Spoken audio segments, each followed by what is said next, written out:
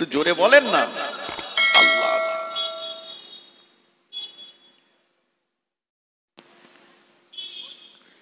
আল্লাহ নবী যাদের বদরের ময়দানে নিয়ে গিয়েছিলেন, ওদের কারো বা পেটে বাঁধা ছিল একটি পাথর, কারো বা পেটে দুটি পাথর বাঁধা ছিল, কারো বা পেটে তিনটি পাথর বাঁধা ছিল। আল্লাহ নবী যাদের বদরের ময়দানে নিয়ে গিয়েছিলেন, ওদের সওয়ারি ভালো ছিল না, লড়াই করবার মতো উপযুক্ত অস্ত্র শস্ত্র ওদের কাছে ছিল না। বদরের ময়দানে একটা দিক এঁটেল মাটি, আর একটা দিক বালি মাটি ধীবা। আবু জাহাল আগে যে বদরের ময়দানের এঁটেল মাটির দিকটা দখল করে নিল, আল্লাহ নবীর সাহাবীদের জন্য রয়ে গেল বালি ঢিবা। বদরের ময়দানে একটা পানির কুয়া ছিল, ওই পানির কুয়াটাও ছিল আবু জাহালদের দখলে।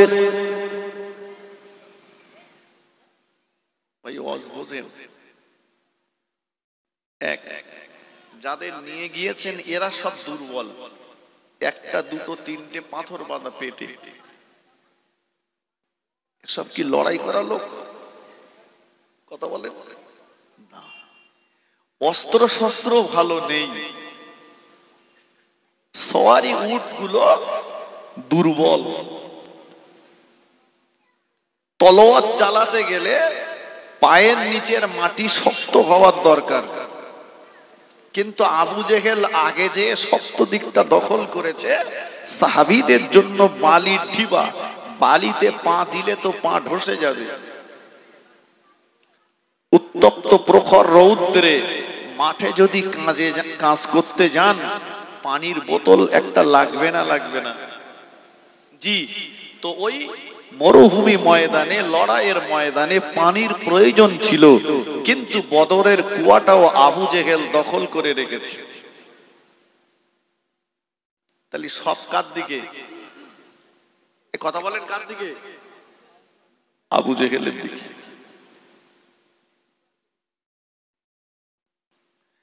আল্লাহ নবী বদরের ময়দানে যে সিজদায় পড়ে গেলেন,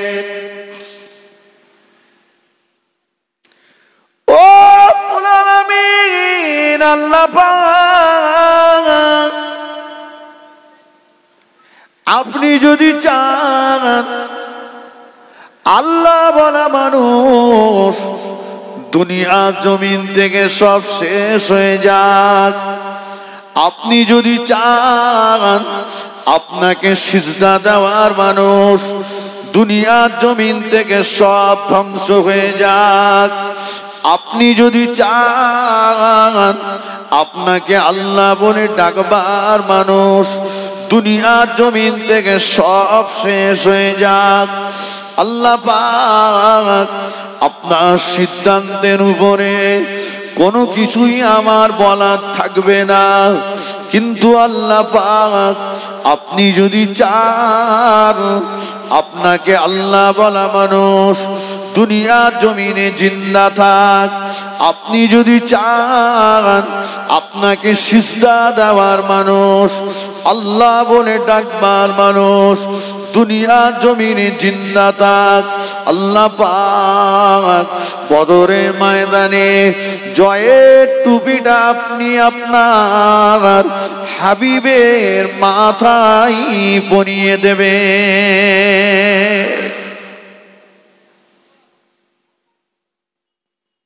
নবী ভরসা করেছিলেন কার উপরে?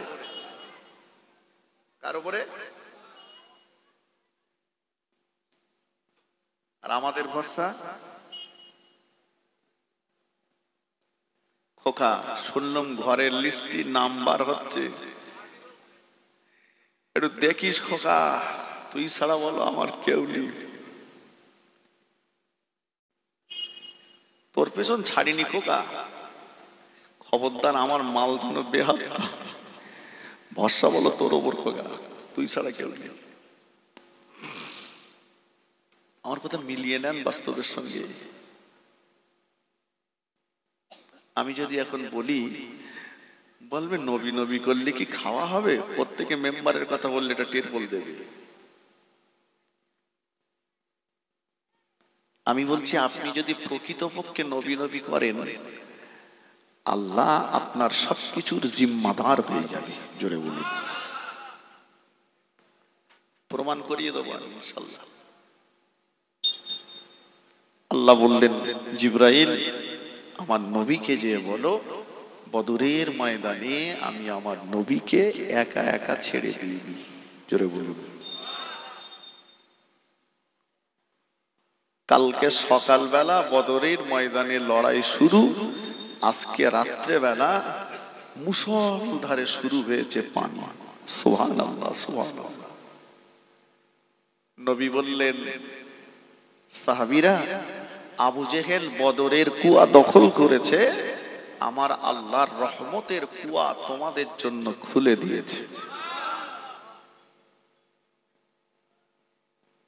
ও সাহাবীরা, পানি মজুদ করো। আর আল্লাহ তোমাদের সহায় হয়েছেন। ওরা এঁটেল মাটি বেছে নিয়েছিল, পানি পড়েছে, কাদা হয়েছে, স্লিপ হয়েছে, ওরা পা দিচ্ছে, পা দাঁড়ায় না। আর বালিতে পানি পড়েছে, বালি জ্যাম হয়েছে, আল্লাহ নবীর সাহাবীদের কদমকে মজবুত করে দিলেন। ওই যুদ্ধে সাহাবীরা জয়লাভ করলেন। শুধু জয়লাভ নয়, 70টা কাফেরকে টেনে এনে মসজিদে নববীর খুঁটিতে বেঁধে ফেলেছিলেন। জোরে বলুন। 70টা কাফেরকে টেনে এনে মসজিদে নববীর খুঁটিতে বেঁধেছেন। লম্বা ইতিহাস, যতটুকু প্রয়োজন ততটুকুই বলছি। বাবু, আমার রাসূলুল্লাহ সাল্লাল্লাহু আলাইহি ওয়াসাল্লাম আম্মা জান আয়েশা সিদ্দিকা রাদিয়াল্লাহু আনহার হুজরাতে আরাম করতে গেছেন। সাহাবীরা বললেন, ইয়া রাসূলুল্লাহ, আল্লাহ তো টেনশন মুক্ত করেছেন, তো এবার আপনি একটু রাতে আরাম করুন। রাসূল মা আয়েশার ঘরে গেলেন, কিন্তু রাসূলুল্লাহ ঘুমাতে পারছেন না, সারা রাত ফুসফুস করছেন। তো সাহাবীরা বলছেন, ইয়া রাসূলুল্লাহ, আল্লাহ তো জয় দিয়েছেন, আপনি তবুও ঘুমাচ্ছেন না কেন, এমন করছেন কেন?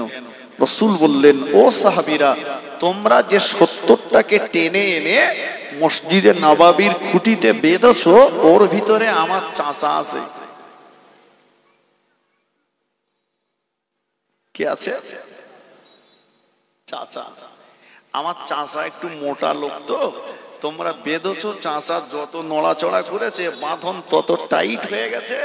চাচা এত চিৎকার করছে যে চাচার চিৎকারে আমার ঘুম হচ্ছে না। সাহাবীরা বললেন, ইয়া রাসূলুল্লাহ, তাহলে কি আপনার চাচার বাঁধনটা একটু ঢিলা করে দেবো? আল্লাহ রাসূল এত বড় ন্যায় ও ইনসাফ ওয়ালা।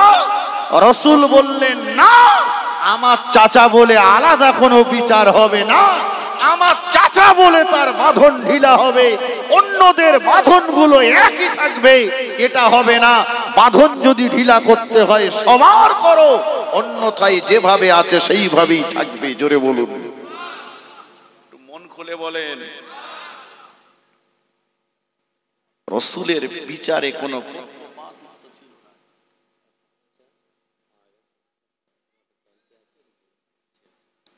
একটা বাচ্চা ছেলে পাওয়া গেছে, কাউন্টারে এখানে আছে অফিসে।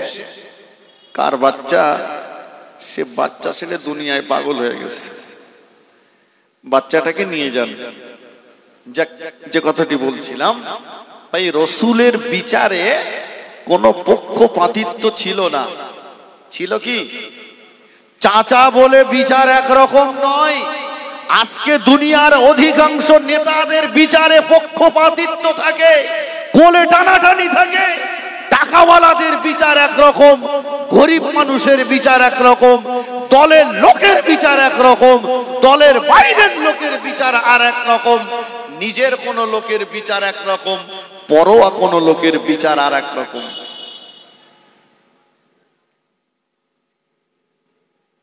কিন্তু রাসূলুল্লাহর বিচারে কোনো পক্ষপাতিত্ব, কোলে টানাটানি ছিল না।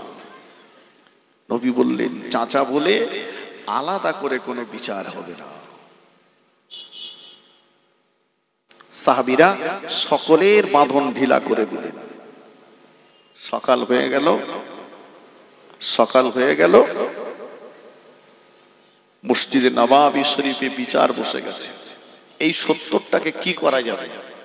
তো সিদ্ধান্ত হলো ৭০ জনের ভিতরে যারা লেখাপড়া জানে, একজন ১০ জন মুসলমানকে লেখাপড়া শেখাবে, মুক্তি পেয়ে যাবে। আর যারা লেখাপড়া জানে না ওদের মুক্তিপণ দিতে হবে। তো লেখাপড়া না জানা ওয়ালাদের ভিতরেও রাসূলুল্লাহ চাচা বলছে বাবা আমার কি তাহলে বাড়ি যাওয়া হবে না? কেন চাচা যান? বাবা এই আমি তো লেখাপড়া জানি নে, আর মুক্তিপণ যেটা সিদ্ধান্ত হয়েছে, আমার কাছে কোনো টাকা পয়সা নেই, সহায় সম্পত্তি যা ছিল সব বদরের ময়দানে আসবার আগে বেচাকেনা করে আবু জেহেলের হাতে তুলে দিয়েছিলাম। আচ্ছা, সহায় সম্পত্তি বেচাকেনা করে আবু জেহেলের হাতে তুলে দিয়েছিল কেন? নবীকে সুখী রাখার জন্য? একটু কথা বলেন না, রাসূলুল্লাহকে ক্ষতি করার জন্য, মারার জন্য। আল্লাহ নবী বলেছিলেন চাচা যান, ও আমার চাচা যান, একটা কথা আমার কাছে গোপন করছেন, একটা কথা আমার কাছে লুকাচ্ছেন। চাচা যান, বদরের ময়দানে আসবার আগে সব কিছু বিক্রি করে আবু জাহালের হাতে তুলে দিয়েছিলেন, কিন্তু না, একটা জিনিস চাচি আম্মার কাছে দিয়ে এসেছিলেন।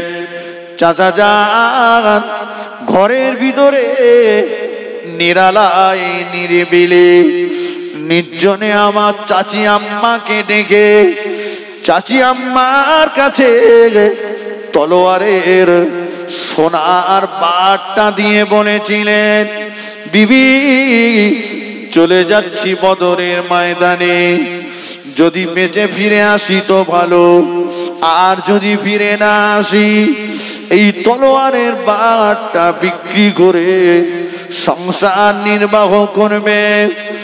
ও চাচা যান, তলোয়ারের সোনার বাটটা এখনো তো আমার চাচি আম্মা জানের কাছে আছে। চাচা যান বলল, ও বাবা মুহাম্মদ, চাচি আম্মার কাছে নিরালাই নিরিবিলি নির্জনে তলোয়ারের সোনার বাট দিয়েছিলাম, ওই জায়গাটাতে কেউ ছিল না বাবা, আমি আর তোমার চাচি আম্মা ছাড়া। তুমি এটা কি করে জানলে বাবা? তুমি কি করে খবর রাখো বাবা? নবী আমার দয়া নবী বলেছিলেন, ও চাচা যান, আমাবস্যার কালো ঘুটঘুটে অন্ধকার রাতে পাহাড়ের চূড়ায় ছোট্ট একটা পিপিলিকা যদি ঘুরে বেড়ায়, ওই পিপিলিকার সন্ধান যে আল্লাহ রাখেন, ওই পিপিলিকার রুজির ব্যবস্থাটা যে আল্লাহ করে দেন, ওই আল্লাহ পাক আমি মুহাম্মাদুর রাসূলুল্লাহ সাল্লাল্লাহু আলাইহি সাল্লাম আমাকে জানিয়ে দিয়েছেন। চাচা যান বলেছিলেন, ও মা মুহাম্মদ, তুমি যে সত্যকারের নবী, এ ব্যাপারে আমার আর কোনো দ্বিমত নাই বাবা, আর কোনো দ্বিমত নাই বাবা। এই মুহূর্তে আমার হাতটাকে ধরে ইমানের কলেমা পড়িয়ে তুমি আমাকে মুসলমান করে দাও। আর একটু জোরে বলুন সুবহানাল্লাহ।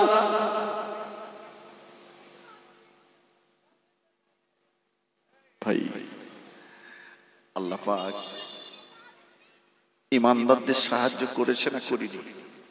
হাজী সাহেব যারা বদরের ময়দানে গেছেন আমার কথায় সাক্ষ্য দেবেন।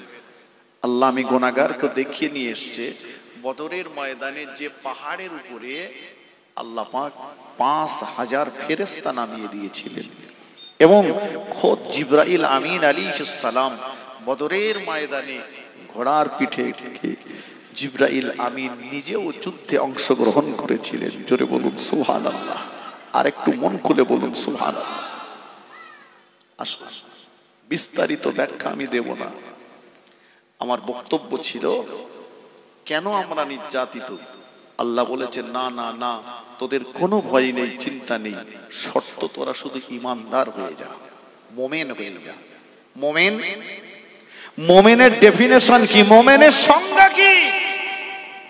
বাপ বড় শখ করে নাম রেখেছে আব্দুল মোমেন, গ্যাজার খোলকে দম না দিলে ঘুম লাগে না, এই মোমেন।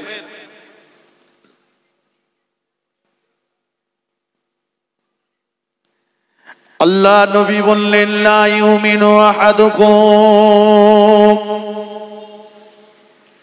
হাত্তা আকুনা আহাব্বা ইলাইহি মিন ওয়ালিদিহি ওয়া ওয়ালাদিহি ওয়ান নাসি আজমাইন। অতক্ষণ পর্যন্ত তুমি পূর্ণ ইমানদার হতে পারবে না যতক্ষণ না পর্যন্ত তোমার পিতা মাতা, তোমার সন্তান সন্ততি, অন্যাস গোটা পৃথিবী সব মানুষের চাইতে আমি রাসূলুল্লাহ আমাকে বেশি বেশি মহব্বত না করতে পারবে ততক্ষণ তুমি পূর্ণ ইমানদার হতে পারবে না।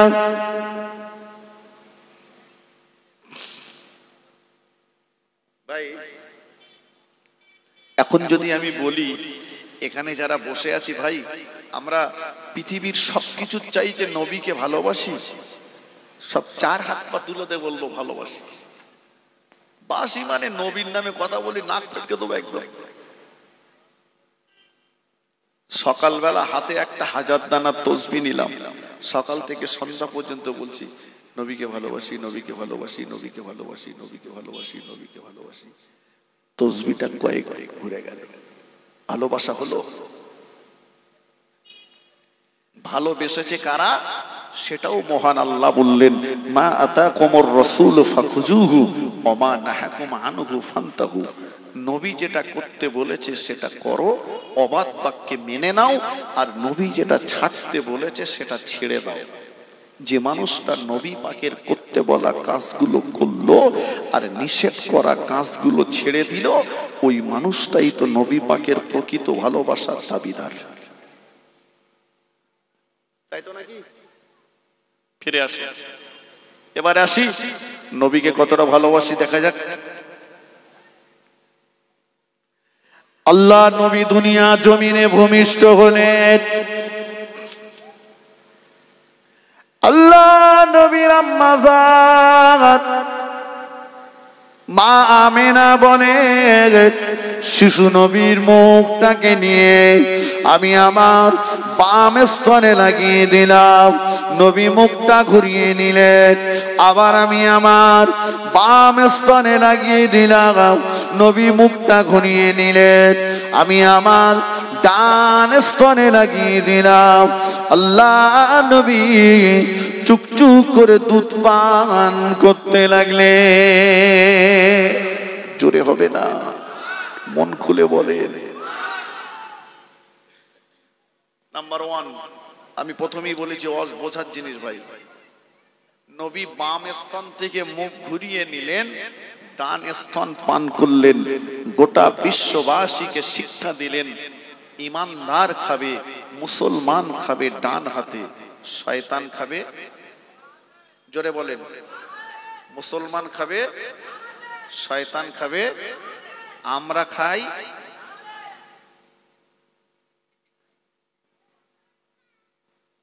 এখন স্টাইল।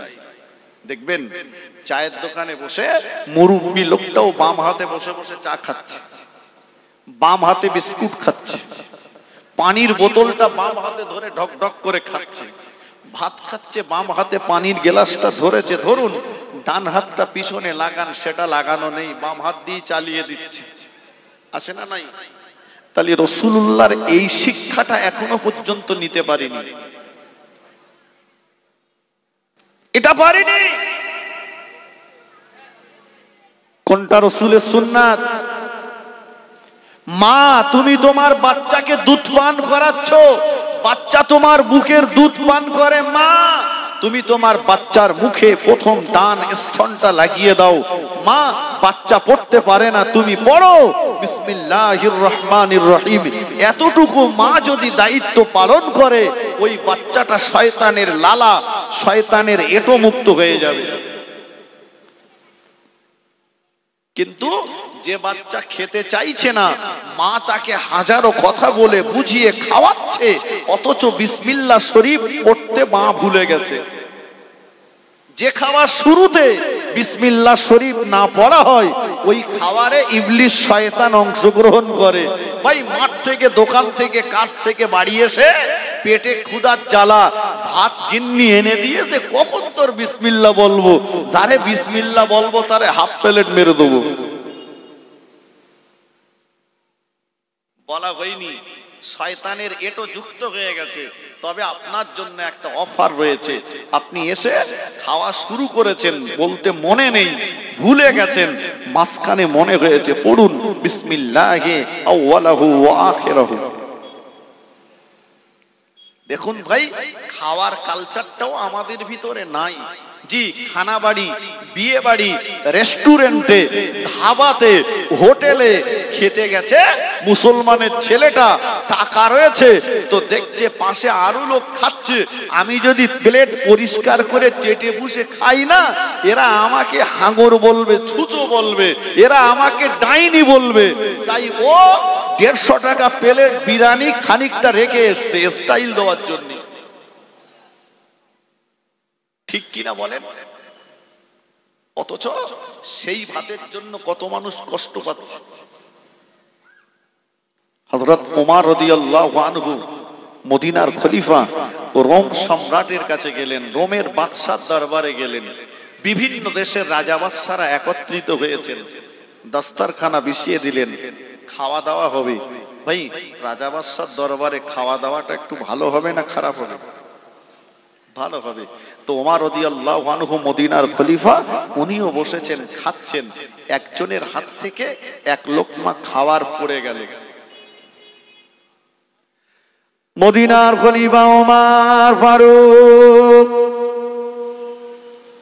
রাদিয়াল্লাহু তাআলা আনহু, হুজুর আমার দস্তরখানায় পড়ে যাওয়া ওই লোকমাটা হুজুর নিজে তুলে খেয়ে নিলেন।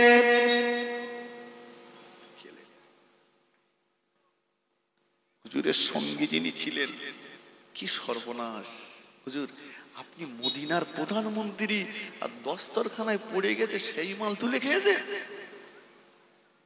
মান সম্মান তো সব শেষ করে দিলেন আপনি একদম। ওমর রাদিয়াল্লাহু তাআলা আনহু বলেছিলেন, ও নবী পাকের সাহাবী শুনে রাখো, দস্তরখানায় পড়ে যাওয়া, দস্তরখানায় পড়ে যাওয়া খাওয়া তুলে খাওয়া, এটা হলো আমার রাসূলুল্লাহ সুন্নাত, এটা হলো বিশ্ব নবীর আদর্শ। ও নবী সাহাবী, কি আমি ওমর আমাকে কি বললো? কে আমাকে নিচু নজরে দেখলো, কে আমাকে ভালো বললো, কে খারাপ বললো, ওটা আমার কাছে দেখবার নয়, পরোয়া করবারও কোনো ব্যাপার নয়। শুনে রাখো নবীর সাহাবী, দুনিয়ার মানুষের সম্মানের চাইতে আমি ওমর আমার কাছে বিশ্ব নবীর সুন্নাতের মর্যাদা অনেক বেশি। আর একটু জোরে বলুন সুবহানাল্লাহ।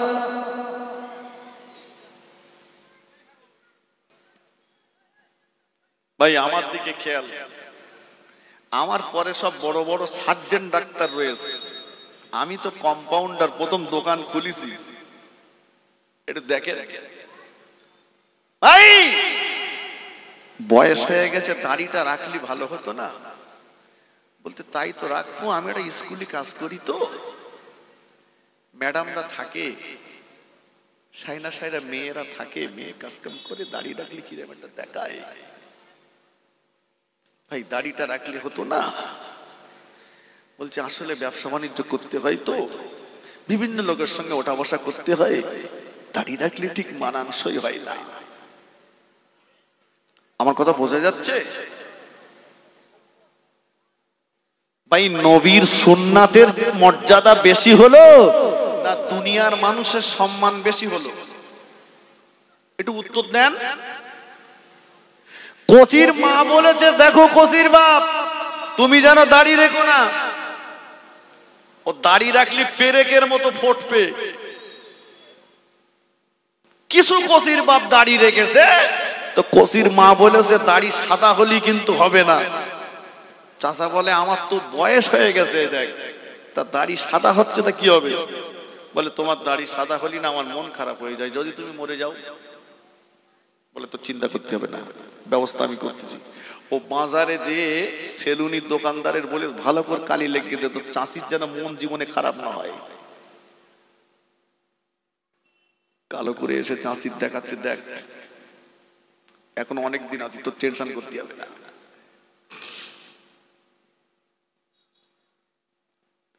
ভাই আজকে আমার কথাটি তিতো লাগলেও একদিন মজা লাগবে। আমার রাসূলুল্লাহ যখন কোন উম্মতের গুনাহ এত বেশি, ওই উম্মতের নাজাতের কোন রাস্তা পাচ্ছেন না, কিতাবে এসেছে হঠাৎ আল্লাহ নবীর লক্ষ্য পড়ে যাবে, নজর পড়ে যাবে উম্মতের মুখে নবীর সুন্নাত দাঁড়িয়ে রয়েছে। আল্লাহ নবী ওই সময়তে আল্লাহ পাককে বলবে, ও মুলামিন, আল্লাহ পাক আমার উম্মত দুনিয়ার জমিনে ঘর রেখে এসেছে, আমার উম্মত দুনিয়ার জমিনে বিল্ডিং বালাখানা রেখে এসেছে, আমার উম্মত দুনিয়ার জমিনে জমি জায়গা রেখে এসেছে, সহায় সম্পত্তি রেখে এসেছে, বিবি বাচ্চা রেখে এসেছে, আলা ওলাদ রেখে এসেছে।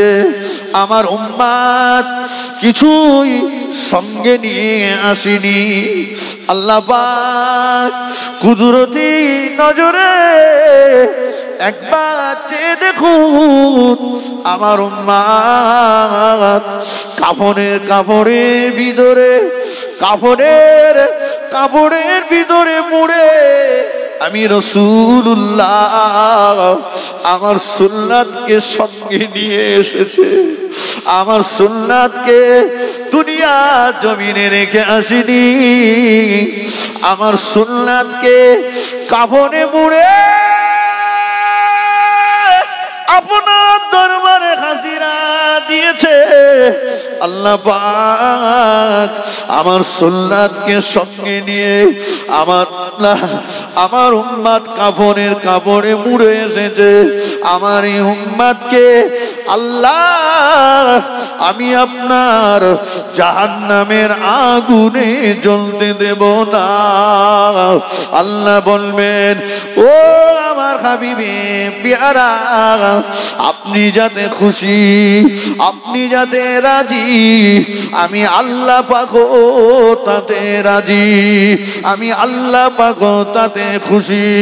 আপনার সুন্নাতকে জিন্দা করার জন্য, আপনার সুন্নাতকে কাপড়ের ভিতরে মুড়ে নিয়ে আসবার জন্য আমি আল্লাহ পাক আমার বান্দার জীবনের তামাম গুনাহগুলো ক্ষমা করে দিলাম। আরেকটু জোরে বলেন সুবহানাল্লাহ, আরেকটু জোরে বলেন সুবহানাল্লাহ। আল্লাহুম্মা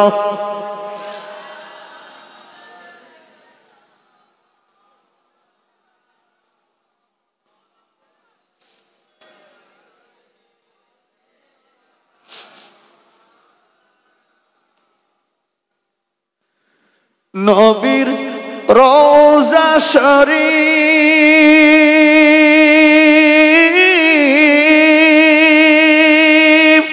দেখে মন ভরে না, দিদার দাও গো শাহে মদিনা। নবীর রওজা শরীফ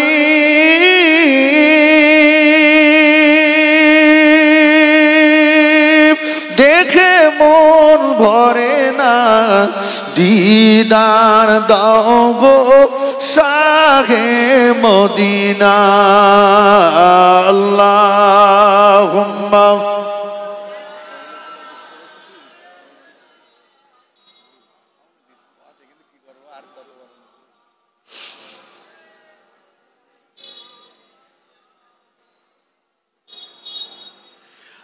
আরশের মেহমান করেছেন আল্লাহ,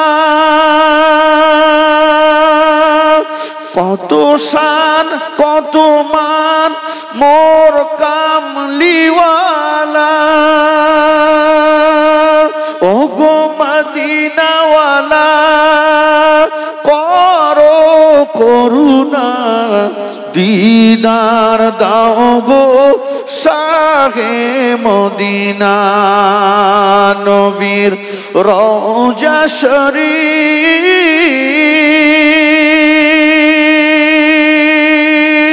দেখে মন ভরে না, দিদার দাও গো শাহে মদিনা।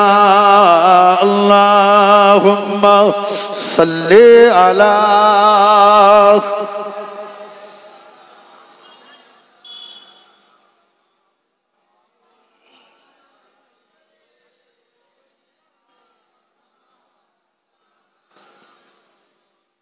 ফিরে আসুন। নাম্বার 1 মনে আছে তো, রাসূল ডান স্তন পান করেছেন, বাম স্তন করেননি। মুসলমান খাবে কোন হাতে? ডান হাতে। শয়তান খাবে, মনে থাকবে কথা? জি আসুন, আমি বলেছি বিস্তারিত ব্যাখ্যা দেওয়ার সময় পাবো না, আর একটু এগিয়ে যাই। আল্লাহ নবী হায়াতে জিন্দেগিতে 3 জনের দুধ পান করেছিলেন। কজনের? 3 জনের। আল্লাহ নবী দুধ পান করেছিলেন রাসূলুল্লাহর আম্মা জান মা আমিনার। দ্বিতীয় নম্বরে আল্লাহ নবী দুধ পান করেছিলেন সুআইবিয়ার, যার দুধ খেয়ে আল্লাহ নবী বড় হয়েছিলেন।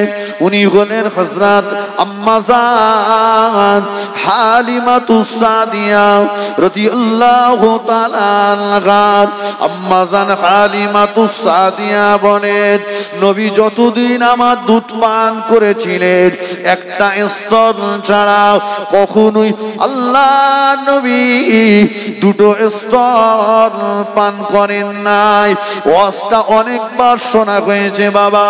আল্লাহ নবী মায়ের কোল থেকে গোটা বিশ্ববাসীকে শিক্ষা দিলেন।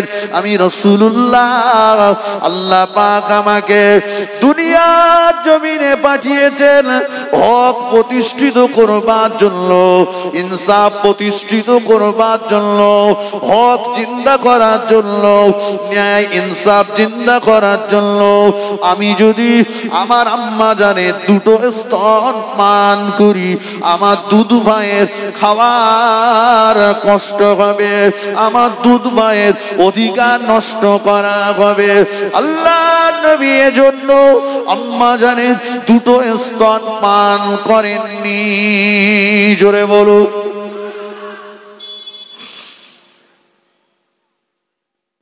কঠিন অধ্যায়, সবার সহ্য হবে না, কিন্তু আমি আগেই বলেছি আমি কম্পাউন্ডার, আমার পরে আছে সব সার্জেন্ট ডাক্তার। কম্পাউন্ডারের কাজ কি বলেন দিন? দোকানটা খুলে একটু ঝাটপাট দিয়ে, আর যদি কেউ প্রেসক্রিপশনটা নিয়ে আসে তাহলে দুটো ওষুধ দিয়ে দেওয়ার। সার্জেন্ট ডাক্তার শুধু আসবে, রুগী দেখবে, প্রেসক্রিপশন করবে। দুই, রাসূল দুনিয়ার জমিন থেকে মায়ের কোল থেকে গোটা বিশ্ববাসীকে হকের শিক্ষা দিলেন। সবচাইতে কঠিন অপরাধ দুটি, একটি হলো শিরিক করা, আর একটা হলো হক নষ্ট করা। ভাই একটা স্তন পান করে আর একটা করেননি, দুধ ভাইয়ের চিন্তা করেছেন।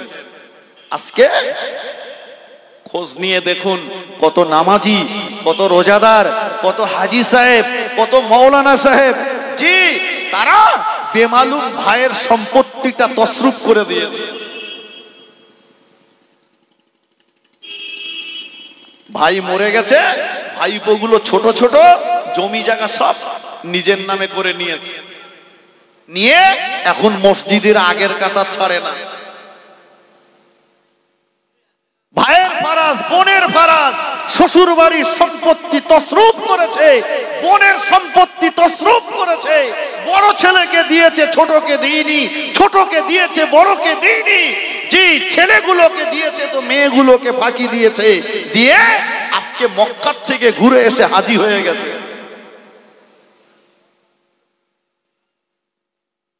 হুকুকুল্লাহ আর হুকুকুল ইবাদ, একটা আল্লাহর হক আর একটা বান্দার হক। আল্লাহর হক, আল্লাহ বললেন ফায়াগফির লিমান ইয়াশা ওয়া ইউআযিবু মান ইয়াশা, আমি আল্লাহ ইচ্ছা করলে ক্ষমা করতে পারি, আবার শাস্তিও দিতে পারি, ওটা আল্লাহর ব্যাপার। কিন্তু কোন মানুষ যদি কোনো মানুষের অধিকার নষ্ট করে থাকে, যতক্ষণ ওই ব্যক্তি ক্ষমা না করবেন ততক্ষণ আল্লাহ ক্ষমা করেন না। আপনি বুঝছেন, ভাবছেন হয়তোবা রক্তের তেজ আছে, লাঠির বল আছে, জনবল আছে, পাটির বল আছে, গরিবের উপরে, অসহায় গরিব মানুষটার উপরে অত্যাচারের স্টিম রোলার চালিয়ে দিলেন, ঘর ছাড়া বাড়ি ছাড়া করলেন, রীতিমতো তার উপরে জুলুম করলেন। দুনিয়ার চ্যানেল আপনাকে বাঁচিয়ে দেবে, যতক্ষণ মাটির উপরে থাকবেন দুনিয়ার চ্যানেল কাজ করবে, যেই মাটির নিচেই চলে যাবেন পৃথিবীর কোন চ্যানেল আর কাজ হবে না।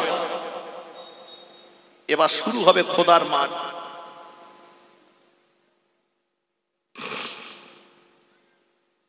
যেখানে কাশীপুর থানা আর ভাঙড় থানার পুলিশ যেতে পারবে না, সেখানে খোদার ফেরেশতারা যাবে। কথা ঠিক কিনা বলেন? যাবে সেখানে। বান্দা কৈফিয়ত দিতে হবে, ছাড় নাই। ফারাজটা নষ্ট করে দিলে, মসজিদের আগের কাতার দখল করেছো, নামাজ পড়ে পড়ে কপালে টিউমার হয়ে গেছে, দাগ হয়ে গেছে, নামাজ পড়তে হবে, ছাড় নাই। কিন্তু ওই নামাজ তোমাকে জান্নাতে নিয়ে যেতে পারবে না। জি, যদি তোমার হক নষ্ট করা অপরাধ থাকে। কেতাবে এসছে তিনটি স্তরে কিয়ামতের ময়দানে বিচার হবে। বোঝানোর জন্য বলছি, তিনটি টেবিল।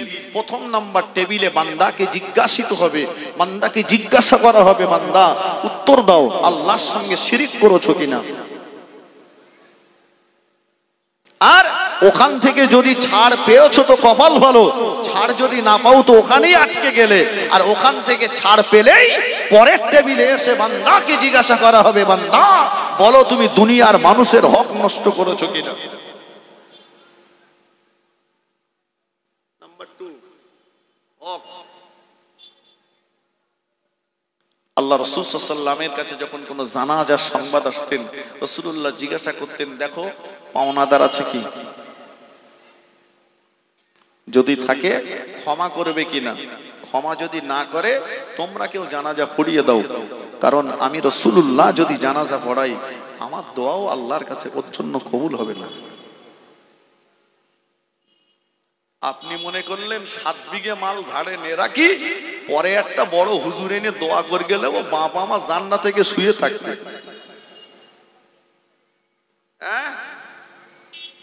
সহজ। আপনি মনে করলেন যে হুজুর বলেছিল আল হাজ্জু মাবরুরুন লাইসা লাহুল জাযাউ ইল্লাল জান্নাহ, মকবুল হজের বদলা হলো আল্লাহর দয়ার জান্নাত।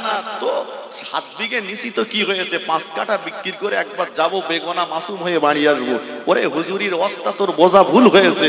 হুজুর বলেছে মকবুল হজের বদলা দয়ার জান্নাত, হজ কবুল হবে তারপর তো জান্নাত পাবি। স্পষ্ট মসলার কিতাবে লেখা আছে, হাজী সাহেব আপনি যখন শয়তানকে মিনাতে পাথর মারতে যাবেন, ওই পাথরগুলো আপনি মুজদালিফা থেকে কুড়িয়ে নিয়ে যাবেন। যেখানে পাথর মারবেন শয়তানকে, ওখানে দেখতে পাবেন বহু পাথর পড়ে থাকতে। খবরদার ওই পাথর তুলে যেন শয়তানকে মারবেন না, কারণ যাদের হজ আল্লাহর দরবারে কবুল হয় তাদের পাথরগুলো আল্লাহর ফেরেশতারা আসমানে উঠিয়ে নিয়ে যান। জোরে বলুন, আরো জোরে বলেন। ভাই যাদেরটা কবুল হয়েছে তাদেরগুলো যদি উঠিয়ে নিয়ে যায়, যেগুলো পড়ে আছে এগুলোর, তুমি বাড়ি এসে এত দাম বাড়াচ্ছ কেন? ইমাম সাহেবেরও দাম দেয় না, বুঝতে পারেননি? ইমাম সাহেবের কাছেও ফুলি আব্দুল হয়ে রয়েছে, বলে সালাম আমার আগে দেখ। আমি মক্কা থেকে ঘুরে আইছি, বসিরহাট হুজুর লিখেছেন, ভাই বসিরহাট হুজুর লিখেছেন, আমার কথা না। কেউ যদি মনে মনে করে যে সালাম আমি দেবো কেন, ও আগে দেখ, ওই লোকটার ভিতরে অহংকার রয়েছে। স্পষ্ট কিতাবে উল্লেখিত আছে, হাজরে আসওয়াদ পাথরের 2টি গুণ আছে। একটা গুণ হলো কেউ হালাল টাকা নিয়ে হজে গেলে হাজরে আসওয়াদে চুম্বন করলে হাজরে আসওয়াদ ওই ব্যক্তিটার জীবনের গোনাগুলো টেনে নিয়ে বেগোনা মাসুম বানিয়ে দেয়। একটু মন খুলে বলেন। আর একটা গুণ হলো কেউ যদি হারাম টাকা আত্মসাৎ করা, ফারাজ নষ্ট করা, হক নষ্ট করা, গরিবের মাল আত্মসাৎ করা, লটারি টিকিট কাটা, সুদের টাকা নিয়ে কেউ যদি যায় হাজরে আসওয়াদে চুম্বন দিলে ও যত গোনা টেনে রেখেছিল টানা গোনাগুলো সব ওই ব্যক্তির উপরে উড়ে দেয়। সুবহানাল্লাহ বলবেন। দুটো দিক না। গরিব বলে তাকে অপান্থেও ভেবো না, গরিব বলে তার উপরে অত্যাচারের স্টিম রোলার চালিও না, গরিব বলে তাকে তোচ্ছড় মোচ্ছড় করো না, ঠেলাওয়ালা রিক্সাওয়ালা টোটোওয়ালাটাকে না না, তুমি ইচ্ছে মতো তাকে গালিগালাজ করো না, ছোট মোটা কথা বলো না। আসুন, হকের ব্যাপারে রাসূল কতটা সচেতন ছিলেন, আর আমরা কি করলাম? কেউ মা সম্পত্তি সব ছেলের নামে লিখে দিয়েছে, মেয়েগুলোকে ফাঁকি দিয়েছে। আশা করছি এরকম জিনিস আপনাদের গ্রামে নেই। তবে আপনি যে নবীর মাজার জিয়ারত করতে যাচ্ছেন, নবীকে সালাম দেবেন, পাবেন। আল্লাহ নবীর ইন্তেকালের সময়তে আল্লাহ নবী মোবারক মাথাটা আমাদের আম্মা জান আয়েশা সিদ্দিকা রাদিয়াল্লাহু তাআলা আনহা কোণের ভিতরে রয়েছে। আল্লাহ নবী দয়া নবীর ঘরের দরজার কাছে ফাতেমাতুজ জাহরা রাদিয়াল্লাহু তাআলা আনহা দাঁড়িয়ে আছে। আল্লাহ নবী দয়া নবী ঘরে ফেরেশতা আজরাইল আলাইহিস সালাম হাজির হয়ে গেলেন। আজরাইল আলাইহিস সালাম দয়া নবী মোবারক সিনার উপরে শাহাদাত আঙুলটা চাপিয়ে দিলেন। আল্লাহ নবী বলেছিলেন, ও ভাই আজরাইল আলাইহিস সালাম, কি অপরাধ করলাম ভাই? মনে হচ্ছে ওহদ পাহাড়টা আমার বুকের উপরে চাপিয়ে দিয়েছেন ভাই। এই রকম একটা কঠিন সময়ে, এই রকম একটা কঠিন মুহূর্তে দরজার কাছে দাঁড়িয়ে দাঁড়িয়ে আল্লাহ নবীর কলিজা টুকরি নবী আমার নূরের জবানে যা সম্পর্কে বলেছেন, ও আমার সাবিরা ফাতিমাতু সাইয়্যিদাতুন নিসাই আহলিল জান্নাহ, আমার ফাতেমা হলো জান্নাতি নারীদের সরদারিনী। ফাতেমাতুজ জাহরা রাদিয়াল্লাহু তাআলা আনহা দাঁড়িয়ে দাঁড়িয়ে জর্জর করে কাঁপছে। আল্লাহ নবী ওই কঠিন পরিস্থিতিতে, কঠিন অবস্থাতে ইশারা করে ফাতেমাকে ডাকলেন, ফাতেমা, ও বেটি ফাতেমা, আমার দিকে আগিয়ে এসো মা। আল্লাহ নবীর বেটি আমাদের প্রভু জান ফাতেমাতুজ জাহরা রাদিয়াল্লাহু তাআলা আনহা দয়ার নবীর কাছে আগিয়ে গেলেন। নবী আমার দয়ার নবী হাতটা বাড়িয়ে দিয়ে ফাতেমার চোখের পানিটা মুছিয়ে দিলেন। চোখের পানিটা মুছিয়ে দিয়ে বললেন, ও বেটি ফাতেমা, কেঁদো না মা, এমন করে কেঁদো না মা। কেন দরজার পাশে দাঁড়িয়ে দাঁড়িয়ে এমন করে কাঁদছো মা? ও বেটি ফাতেমা, তোমার চোখে পানি দেখে, তোমার কান্না দেখে আমি তোমার আব্বাজান বিশ্ব নবী আমার কলিজাটা যেন ফেটে যাচ্ছে মা, আমার বুকটা যেন ফেটে যাচ্ছে মা। কেঁদো না মা, এমন করে কেঁদো না। ও বেটি ফাতেমা, আমি তোমার কান্না দেখে যেতে চাই না মা, আমি তোমার হাসি মুখটা দেখে যেতে চাই। কেঁদো না মা, এমন করে কেঁদো না, তোমার কান্না আমি দেখে যেতে চাই না মা। ফাতেমার কান্না বন্ধ হয় না।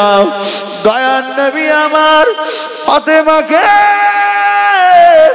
আরো নিজের কাছে টেনে নিয়ে দুটো হাত দিয়ে ফাতেমার চোখের পানিটা মুছিয়ে দিয়ে বললেন, বেটি রে কেঁদো না, এমন করে কেঁদো না। তোমার কান্না দেখে, তোমার চোখে পানি দেখে আমার বড় কষ্ট হচ্ছে মা, কেঁদো না। কেউ চিরকাল দুনিয়ায় বেঁচে থাকবে না মা, সবাইকে একদিন চলে যেতে হবে। ও বেটি ফাতেমা, আমি তোমার আব্বা জান তোমাকে বলে দিলাম, আমার ইন্তেকালের পরে আমার বংশের ভিতরে সর্বপ্রথম তোমার সঙ্গে আমার দেখা হয়ে যাবে।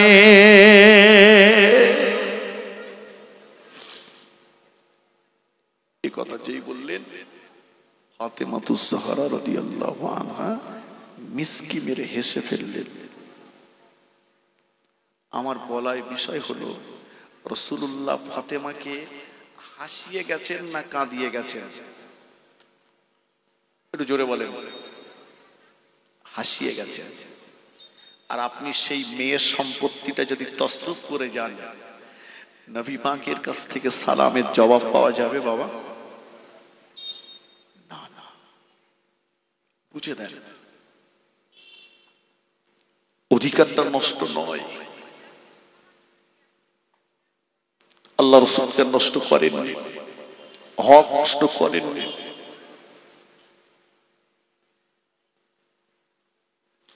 ও কান কান শুনুন, বুখারী শরীফের ভিতরে এসেছে কিয়ামতের ময়দানে আল্লাহ পাকের একটা বান্দা নামাজের পাল্লা তার ভারী হয়ে যাবে, রোজার পাল্লা তার ভারী হয়ে যাবে, দান সাদাকার পাল্লা তার ভারী হয়ে যাবে।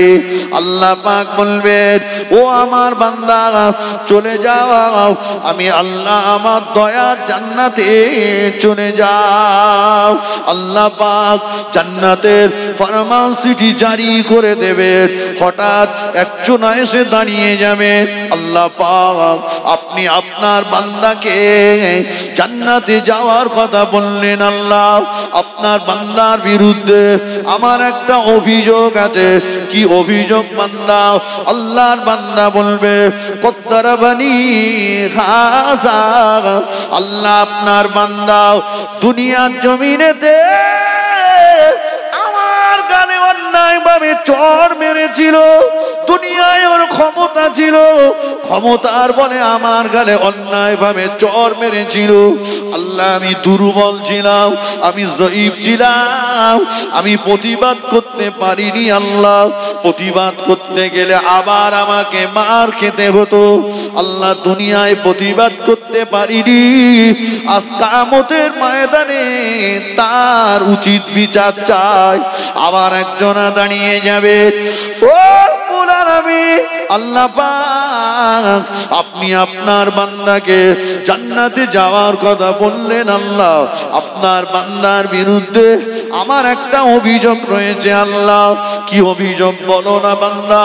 ও রব্বুল আলামিন আল্লাহ পাক কত জালামানি খাজা, আপনার বান্দা দুনিয়ার জমিনেতে অন্যায়ভাবে আমার জমি জবরদখল করেছিল, অন্যায়ভাবে আমার দোকান ভেঙে দিয়েছিল, অন্যায়ভাবে আমার জলকল লুট করেছিল, অন্যায়ভাবে আমার ঘর ভেঙে দিয়েছিল, অন্যায়ভাবে জমি কেড়ে নিয়েছিল, অন্যায়ভাবে আমার রাস্তা বন্ধ করেছিল। দুনিয়ায় আমার ক্ষমতা ছিল না, প্রতিবাদ করতে পারিনি। আল্লাহ কিয়ামতের ময়দানে তার উচিত বিচার চাই। আবার একজনা দাঁড়িয়ে যাবে, আল্লাহ পাক আপনি আপনার বান্দাকে জান্নাতে যাওয়ার কথা বললেন, আল্লাহ আপনার বান্দার বিরুদ্ধে আমার একটা অভিযোগ রয়েছে। কি অভিযোগ বলো না বান্দা। ও রব্বুল আলামিন আল্লাহ পাক কত শতামানি খাজা, আপনার বান্দা দুনিয়ার জমিনে আমাকে ছোট মোটা কথা বলেছিল। আল্লাহ অন্যায় অপদস্থ অপমান করেছিল, রাস্তায় দোকানে বাজারে মোড়ের মাথায় যেখানেই দেখা পেত আমাকে নিয়ে ঠাট্টা বিদ্রুপ করত, আমাকে ছোট মোটা কথা বলতো, গালিগালাজ করতো, অপমান অপদস্থ করতো। ক্ষমতা ছিল না, পাল্টা যদি আমি কথা বলি মার খেতে হবে আমায়, নীরবে সহ্য করেছি। আল্লাহ আজ কিয়ামতের ময়দানে তার উচিত বিচার চাই।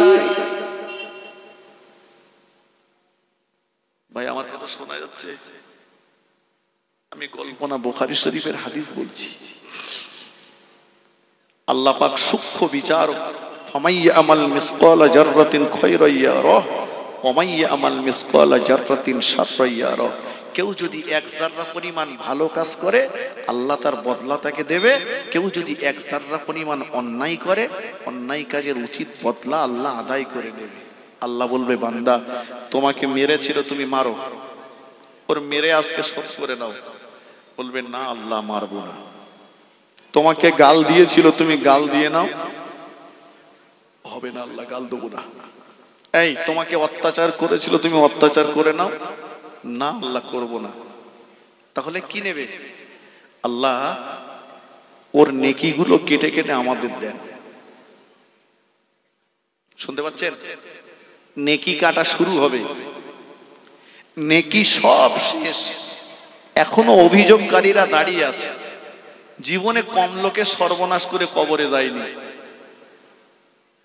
আল্লাহ বলে, বান্দা ওর নেকি তো সব শেষ হয়ে গেছে, তা তোমরা কি নেবে? আল্লাহ আমাদের জীবনের গোনাগুলো কেটে কেটে ওর ঘাড়ে দেয়। নিজের নেকি সব শেষ, পরের গোনা ঘাড়ে করে নিয়ে যেতে হবে কোথায় বাবু? কোথায় বলে? জাহান্নামে। অতএব না, নবী বলেছেন সাহাবীরা খবরদার মুসলিম অত্যাচারিত অসহায় গরিব দুর্বল ব্যক্তির বদদোয়া তোমরা তোমাদের নসিবে জুটায়ও না। কারণ দুর্বল ব্যক্তিটা অসহায় মানুষটা যখন আল্লাহর কাছে দুটা চোখের পানি ফেলে কাঁদে, তার ওই দোয়া আর আল্লাহর আরশে আজিমের মাঝখানে কোনো পর্দা থাকে না, ওই দোয়াটা আল্লাহ পাকের দরবারে কবুল হয়ে যায়। জোরে বলুন সুবহানাল্লাহ। গরিব বলে তুমি তাকে নিচু নজরে দেখো না, গরিব বলে তুমি তাকে নজরে দেখো না। ফিরে আসো। আল্লাহ নবী দিন ও দুনিয়ার বাদশাহ হাবিবুল্লাহ জনাবে মুহাম্মদুর রাসূলুল্লাহ সাল্লাল্লাহু আলাইহি ওয়াসাল্লাম হালিমাতুস সাদিয়া রাদিয়াল্লাহু তাআলা আনহার কাছে যখন আসে আল্লাহ নবী দুধ ভাই আব্দুল্লাহ জঙ্গলের কিনারায় প্রতিদিন ছাগল চরাতে যান। একদিন জঙ্গলের কিনারা থেকে বাড়ি এসে বড় কান্নাকাটি করছে। আল্লাহ নবীর দুধ আম্মা জান হালিমাতুস সাদিয়া বললেন, ও বাবা আব্দুল্লাহ, কেন এমন করে কাঁদছো বাবা? আম্মা জান, ছাগলের পাল থেকে একটা ছাগলের বাচ্চা আমি হারিয়ে ফেলেছি, ছাগলের বাচ্চা একটি খুঁজে পাচ্ছি না। দয়ার নবীর কর্ণগোচর হয়ে গেল। আল্লাহ নবী বললেন, ও আমার দুধ আম্মা জান, আপনি যদি মুহাম্মদকে একটা বার অনুমতি দেন, আমি আমার ভাইয়ের মুখে হাসি ফোটানোর জন্য জঙ্গলের কিনারায় চলে যাব। জঙ্গলের কিনারায় যে ওই ছাগলের বাচ্চাটাকে খুঁজে এনে আমার ভাইকে দিয়ে আমার ভাইয়ের মুখে হাসি ফুটিয়ে দেব। আর একটু জোরে বলেন সুবহানাল্লাহ।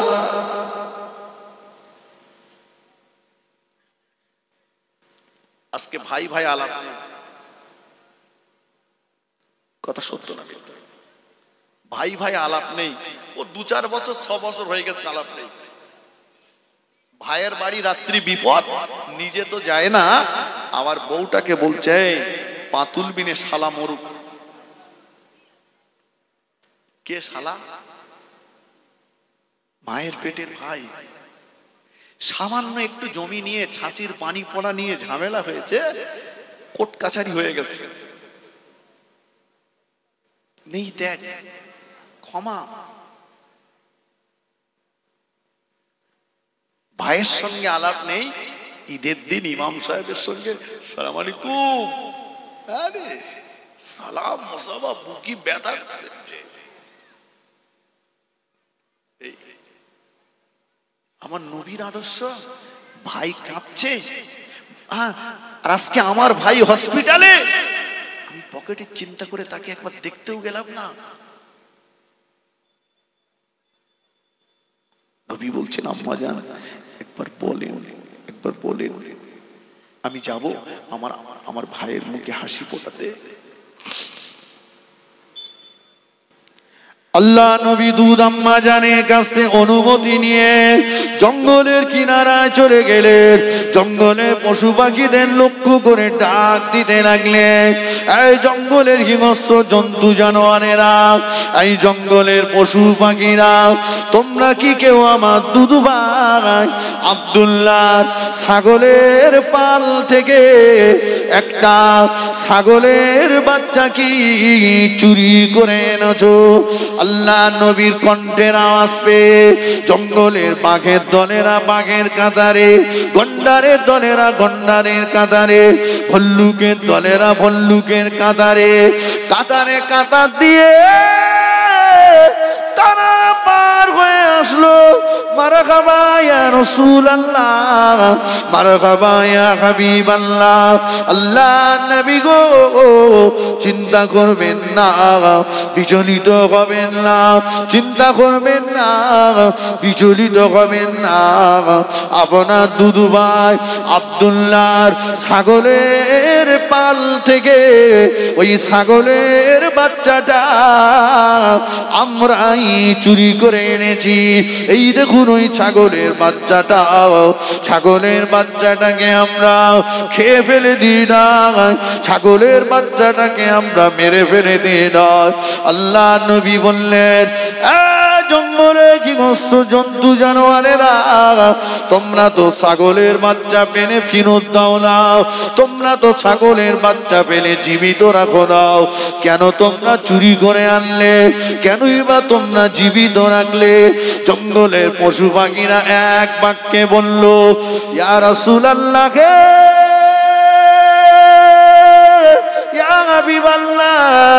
হুজুর আমাদের বেয়াদবি মাফ করুন।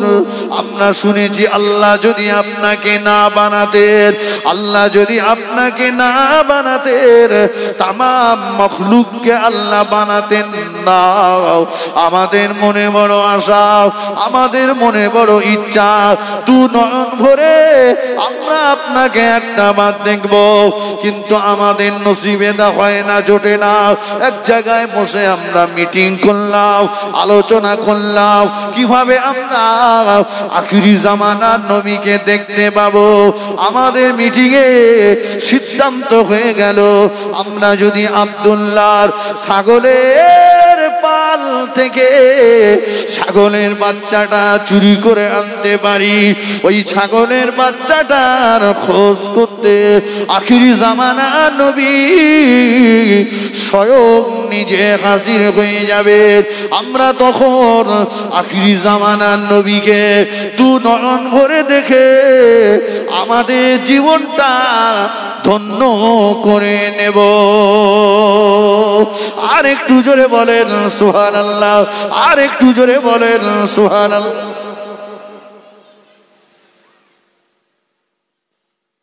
ভাই, একদিকে ভাই, ভাইয়ের কষ্ট, ভাইয়ের মুখে হাসি ফোটাতে জঙ্গলের কিনারায় চলে গেলেন।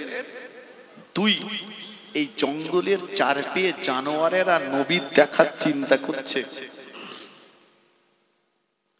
আমরা যারা বসে আছি বাবু, নবীর দেখার ইচ্ছা হয়?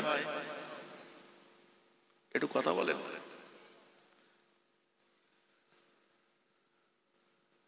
কোটা ইচ্ছা হয় না বলেন? চেষ্টা করি, সারাদিনে যত চেষ্টা করি মেম্বারের সঙ্গে দেখা করার, তার এক আনা পরিমাণ চেষ্টাও নেই নবীকে দেখার। বালিশের তলায় বিড়ির বান্ডিল নিয়ে শুনি নবীর দেখা হবে?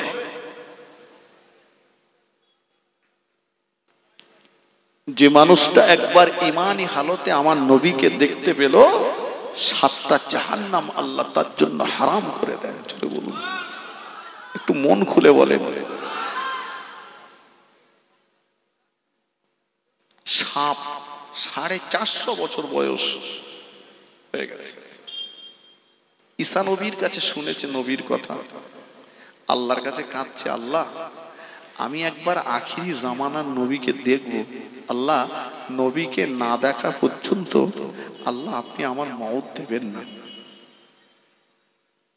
আল্লাহ বললেন, চলে যা, তোর দোয়া কবুল হয়েছে, তোকে দেখাবো নবীকে, তবে তুই এখন যে সেই গাঁরে সুরে আত্মগোপন কর, ওখানেই আমি আমার নবীকে পৌঁছে দেব। জোরে বলুন। কি গো, আমি আপনি যদি ঘরে বসে চেষ্টা করি, আল্লাহ নবীকে আমার আপনার ঘরে পৌঁছে দিতে পারেন না? পারেন না? আল্লামা শিউলি নোমানী রহমাতুল্লাহ আলাইহি, যিনি সিরাতুন নবী কিতাব লিখেছেন, হুজুর বলেন আল্লাহ রাসূল সাল্লাল্লাহু আলাইহি ওয়াসাল্লাম প্রতি রাত্রে আমার ঘরে আসতেন এবং আমার ঘর থেকে যখন চলে যেতেন, হুজুর আমার দুই মুখে চুমা দিয়ে চলে যেতেন। একটু জোরে বলেন। কি জীবন তৈরি করলো! গারে সুরে আত্মগোপন কর, ওখানেই নবীকে পৌঁছে দেব। ভাই নবী সাল্লাল্লাহু আলাইহি ওয়াসাল্লাম আবু বকর সিদ্দিককে নিয়ে গারে সুরে গেলেন হিজরতের। গুহার মুখে কবুতরে বাসা বেঁধেছে, মাকড়াসাই জাল বুনেছে। ওরা নবীকে মোহাব্বত করেছে, ভালোবেসেছে। আর সাপ ওদিকে গুহার ভিতরে গর্ত করে করে করে করে ওর ভিতরে বসে আছে, আমি আমার নবীকে দেখব।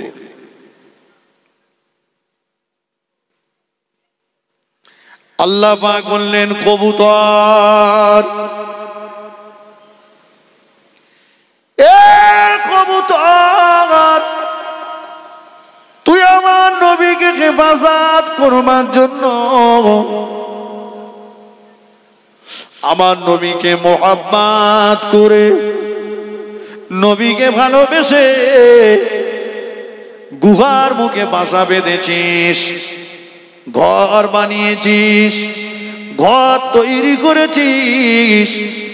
এ কবুতর, আমি আল্লাহ পাক খুশি হয়ে গেলাম, আমি আল্লাহ বড় রাজি হয়ে গেলাম। এ কবুতর, আমার নবীর জন্য এতটুকু করবার কারণে আমি আল্লাহ তোর প্রতি বড় খুশি হয়ে গেলাম, তোর প্রতি বড় রাজি হয়ে গেলাম।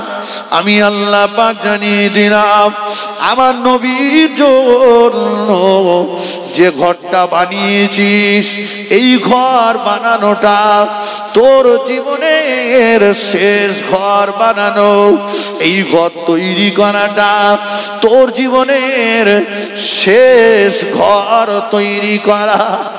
কবুতর রে, নবীর জন্য ঘর বানিয়েছিস, আজ জীবনে তোকে ঘর বানাতে হবে না। কিয়ামত পর্যন্ত দুনিয়ার জমিনে তোর যত বংশপালা আসবে, আমি আল্লাহ পাক ওদের প্রেম থেকে ঘর বানানোর চিন্তা জনমের মতো মিটিয়ে দিলাম। ঘর বানানোর টেনশন জনমের মতো আমি আল্লাহ তুলে নিলাম। এ কবুতর, আমার নবীর ইজ্জত সম্মানের খাতিরে কিয়ামত পর্যন্ত দুনিয়ার জমিনে তোর যত বংশপালা আসবে, ওদের ঘরগুলো আমার নবীর উম্মতেরা বানিয়ে দেবে। আর একটু জোরে বলুন সুবহানাল্লাহ। কবুতর দেখেছেন? একটু হ্যাঁ না বলে। কবুতরের ঘর কারা বানায়? ও নিজে বানায়?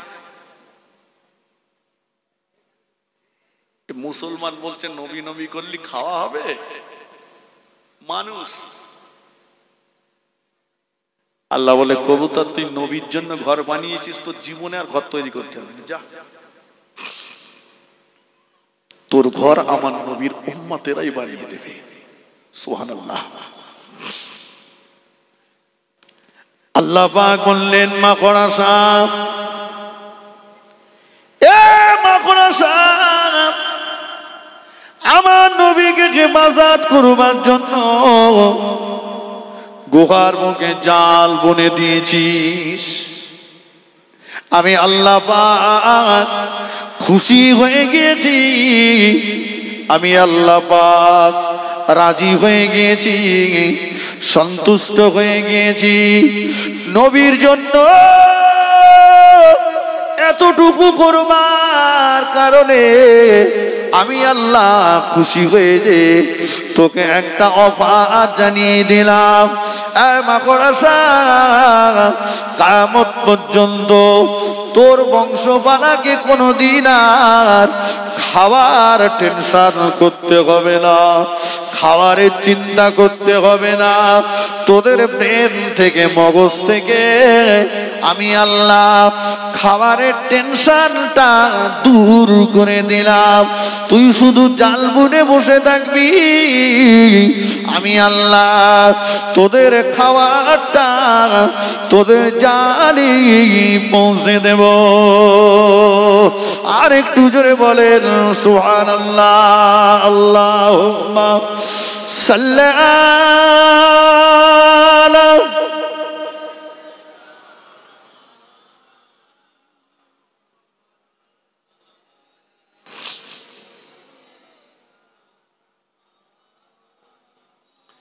একটু মন খুলে পড়েন আল্লাহুম্মা সাল্লি আলা।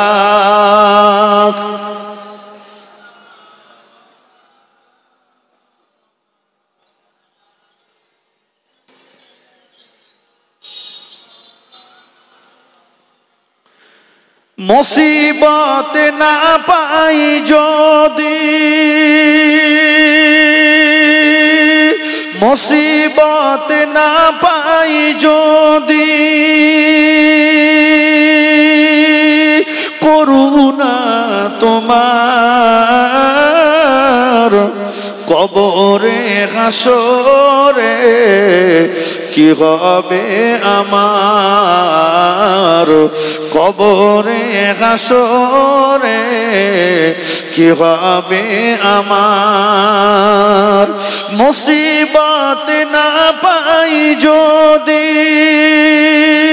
মুসিবত না পাই যদি, করুণা তোমার কবরে হাসরে কি হবে আমার। আল্লাহুম্মা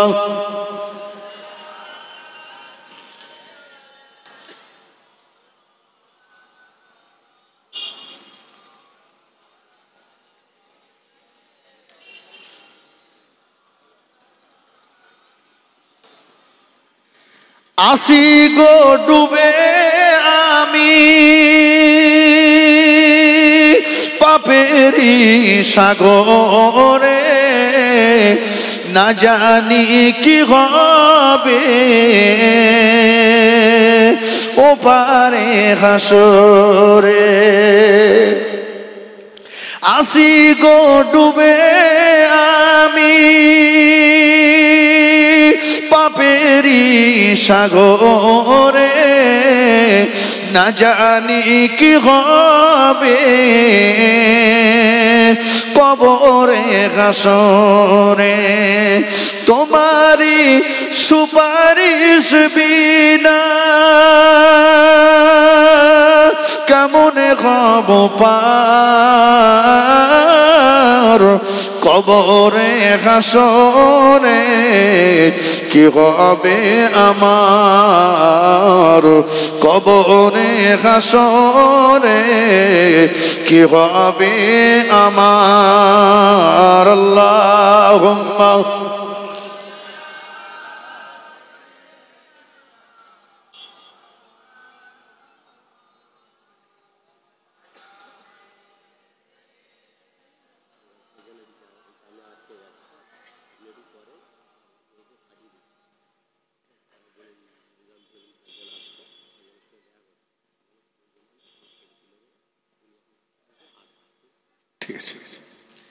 ভাইরা আমার, তাহলে নবীর জন্য তারা ঘর, আল্লাহ ঘরের টেনশন দূর করে দিয়েছে বাবাজি। আর নবীর জন্য একটা রাতের কিছুটা অংশ আমরা ঘর ছাড়ব, তাই তো নাকি? একটা রাতের কিছুটা অংশ ঘর ছাড়ব, তাই আমরা পারলাম না, পারলাম না নবীর জন্য পারলাম না। নবী আমাদের জন্য সব ছেড়েছেন, ঘর বাড়ি বিবি বাচ্চা সংসার ত্যাগ করেছেন। অস্কতায় আছে, আমার মনে আছে, ভুলে যাই। আল্লাহ রসুলকে কয়েকদিন ধরে খুঁজে খুঁজে পাওয়া যাচ্ছে না। শুনেন, ঠিক জায়গায় নিয়ে যাবো আমি। সাহাবীরা নবীকে না পেয়ে দিওয়ানা,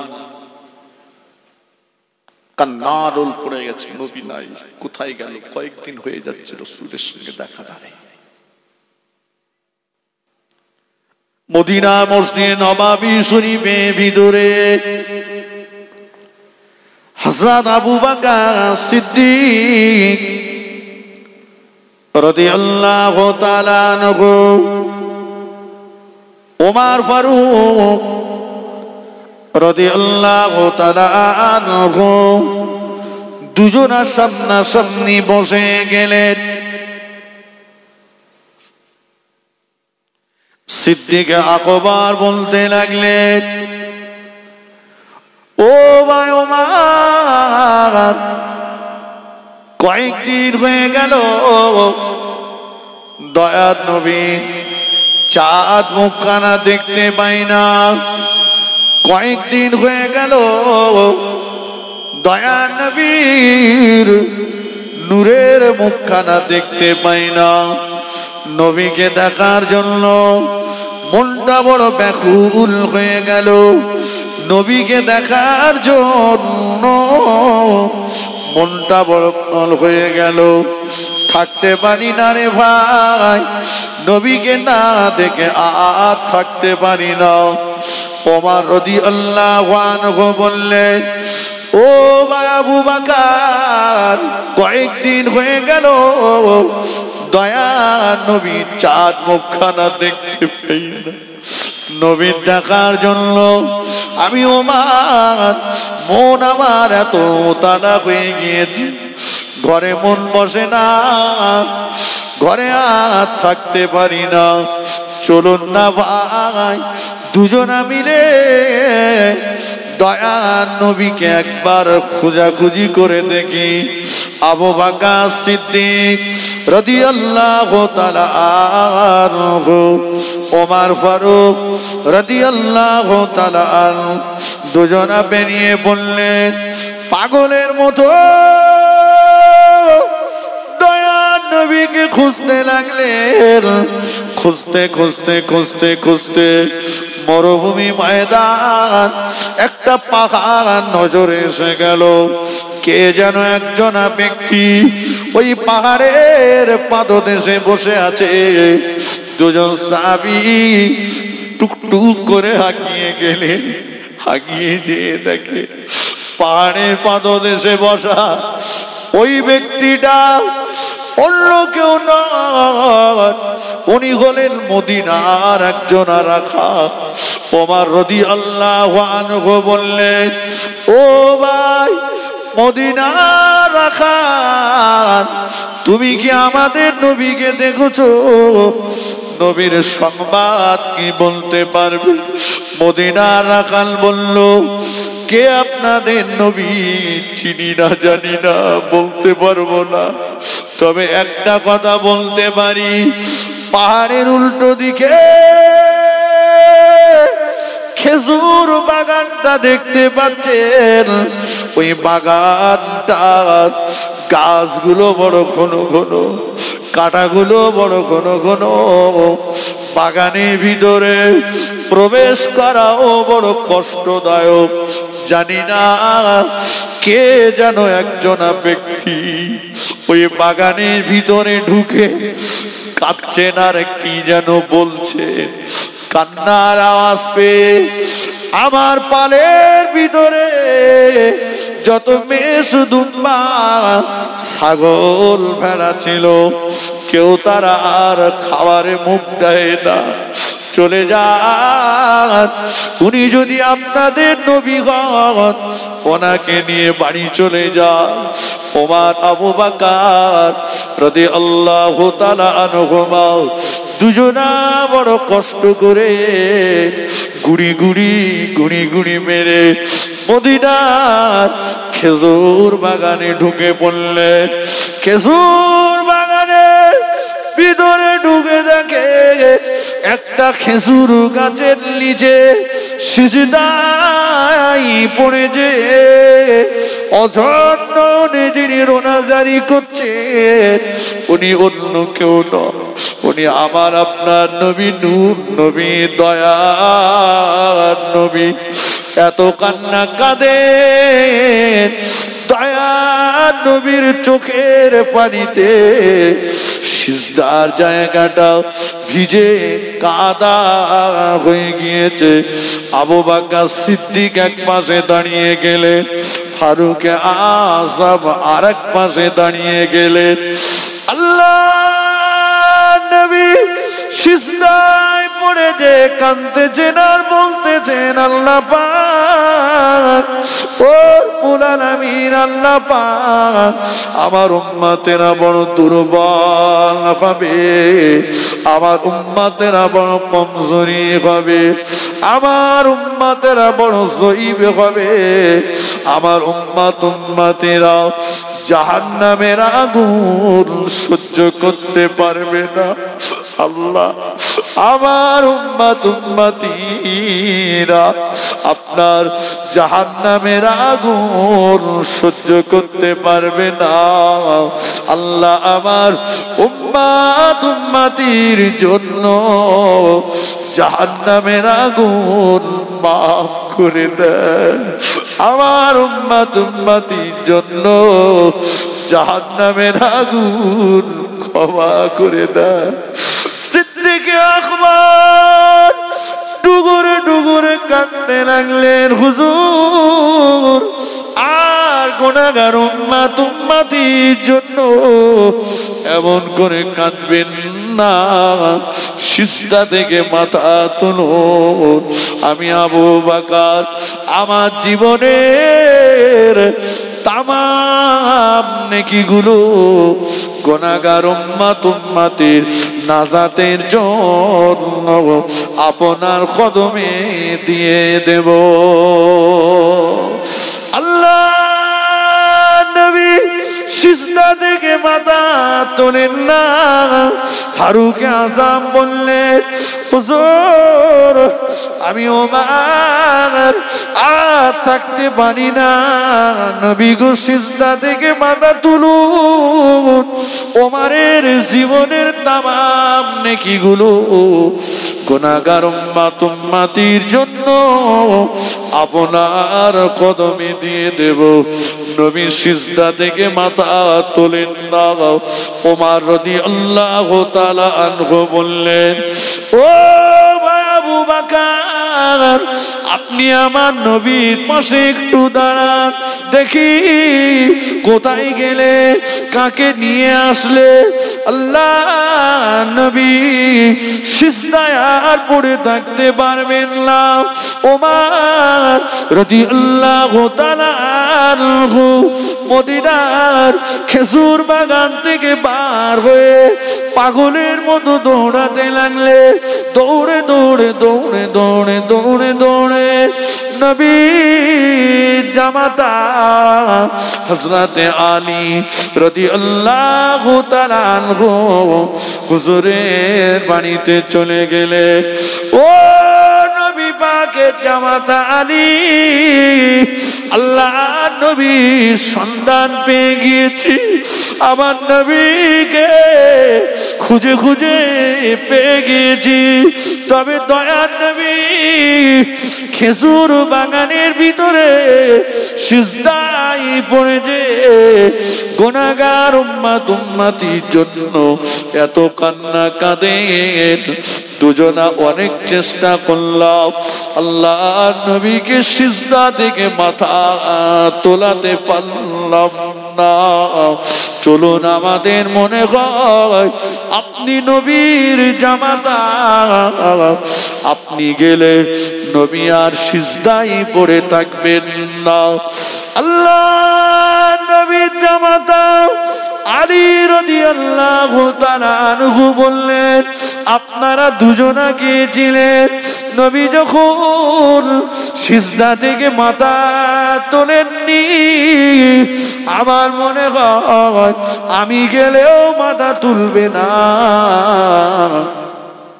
বরঞ্চ এমন দুজনার নাম বলে দিচ্ছি যাদের দাবি আল্লাহ নবী জীবনেও কোনদিন ঠেলে দেননি।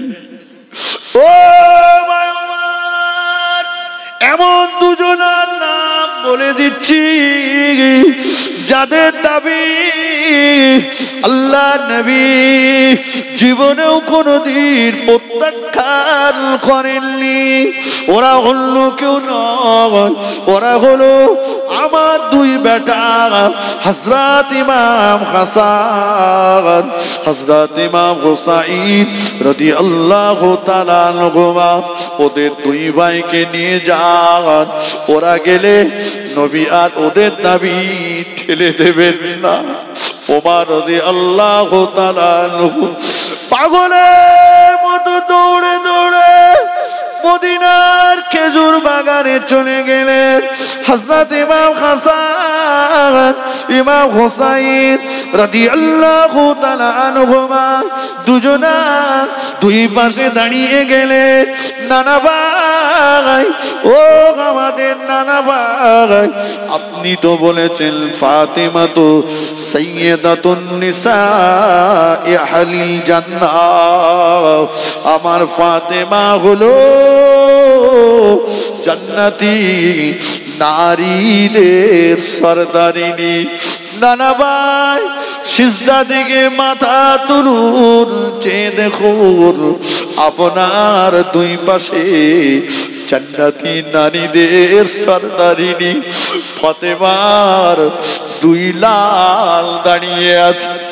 ও নানা ভাই, আপনি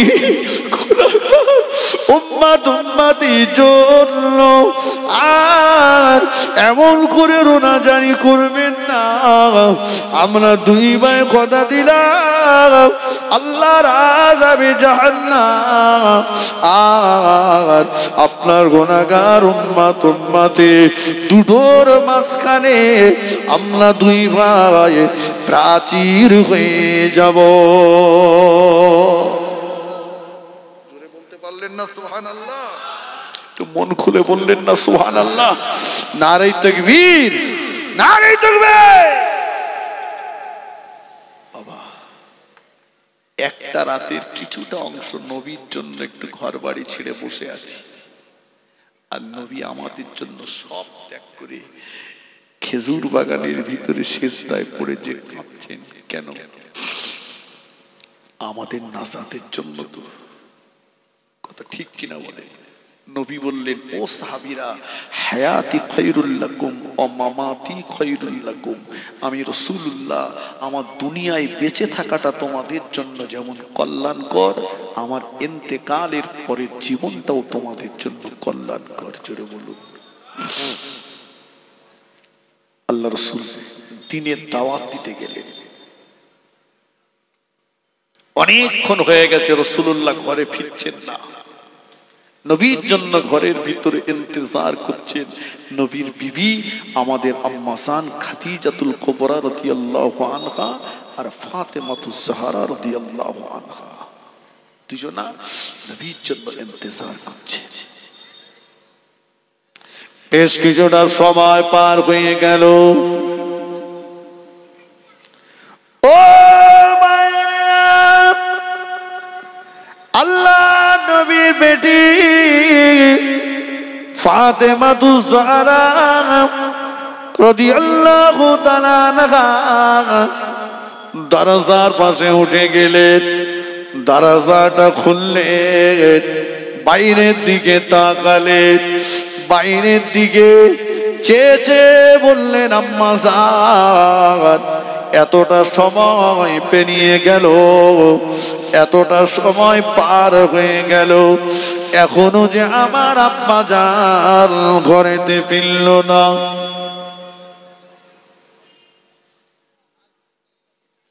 বাপ যদি কোথাও যায়, ছেলে মেয়ে যদি বাড়িতে থাকে, বেশি চিন্তা করে খোঁজ নাই কে বলেন তো? ছেলে না মেয়ে?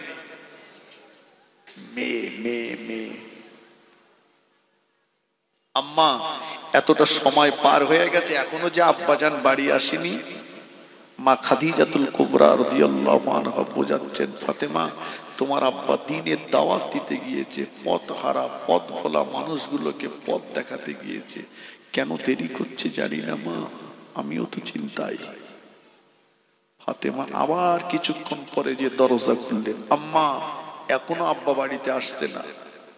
ফাতেমা একটু ধৈর্য ধরো মা, সবর করো মা, তোমার আব্বাজান আসবে।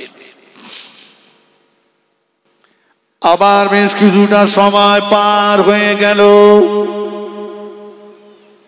নবী নন্দিনী ফাতেমাতুজ জাহরা রাদিয়াল্লাহু তাআলা আনহা দরজার পাশে গেলেন, দরজাটা খুললেন, দরজাটা খুলে বাইরের দিকে চেয়ে বললেন, আম্মা জান ওই দেখুন না, আমাদের বাড়ির দিকে কে যেন একজন ব্যক্তি গুটি গুটি গুটি গুটি পায়ে হেঁটে হেঁটে আগিয়ে আসছে। আম্মা জান ওই ব্যক্তিটাকে আমি ফাতেমা চিনতে পারলাম না, ওই ব্যক্তিটাকে আমি ফাতেমা চিনতে পারলাম না।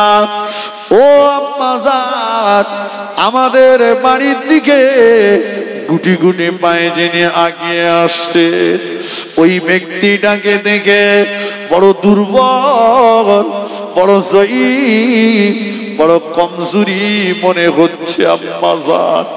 শুধু তাই নয়, ও আমার আম্মা জান, আমাদের বাড়ির দিকে গুটি গুটি পায়ে হেঁটে হেঁটে যিনি আগিয়ে আসছেন আমি ফাতেমা জীবনেও কোনোদিন এমন মানুষ চোখে দেখিনি, জীবনেও কোনোদিন আমি ফাতেমা আমার নজরে এমন চেহারার মানুষ চোখে দেখিনি।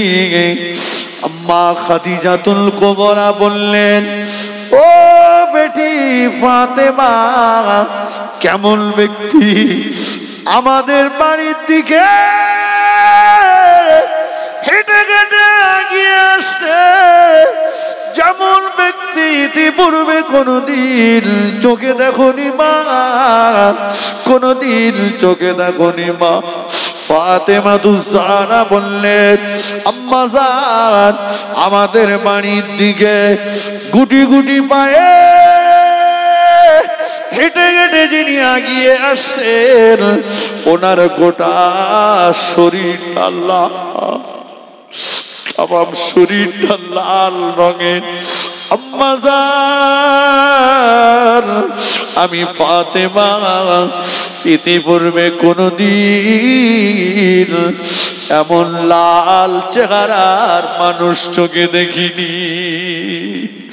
ও আমার আম্মা জান, মানুষের চেহারা যেমন লাল রঙের হয়, মানুষের বদন যেমন লাল রঙের হয়, এটা আমার জানা ছিল না। আমি কোনোদিন এমন লাল চেহারার মানুষ চোখে দেখিনি। আমাদের আম্মা জান খাদিজাতুল কুবরা রাদিয়াল্লাহু তাআলা আনহা তড়িঘড়ি দরজার কাছে উঠে আসলে, আমাদের আম্মা জান দরজার কাছে এসে বাইরের দিকে চেয়ে আমাদের আম্মা জান ডুগুরে ডুগুরে কেঁদে বেটি ফাতেমা, ও মা ফাতেমা চিনতে পারলে না মা, ওই ব্যক্তিটাকে কি চিনতে পারলে না মা? না আম্মা জান চিনতে পারলাম না। ফাতেমা উনি অন্য কেউ নয়, উনি হলেন তোমার আব্বা জান, দিন ও দুনিয়ার বাদশাহ হাবিবুল্লাহ জনাব মুহাম্মদুর রাসূলুল্লাহ সাল্লাল্লাহু আলাইহি ওয়াসাল্লাম। ফাতেমা তুজারা বললেন, ও আমার আম্মা জান, আমার আম্মা জানের নূরের বদনের দিকে তাকালে পূর্ণিমা চাঁদটাও যে হার মেরে যায়। আম্মা জান আমাবস্যার কালো ঘুটঘুটে অন্ধকার রাতে অন্ধকার ঘরে যদি আমার আব্বা জান প্রবেশ করে, অন্ধকার ঘরটা আমার আব্বা জানের নূরের বদনের আলো আলোকিত হয়ে যায়।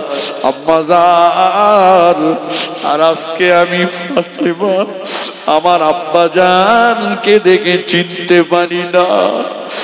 আল্লাহ নবী বিবি আমাদের আম্মা জান বললেন, বেটি রে, ও বেটি ফাতেমা, তোমার আব্বা দিনের দাওয়াত দিতে গিয়েছিল, আল্লাহ পাকের ওয়াহদানিয়াতের বাণী, একত্ববাদের বাণী প্রচার করতে গিয়েছিল।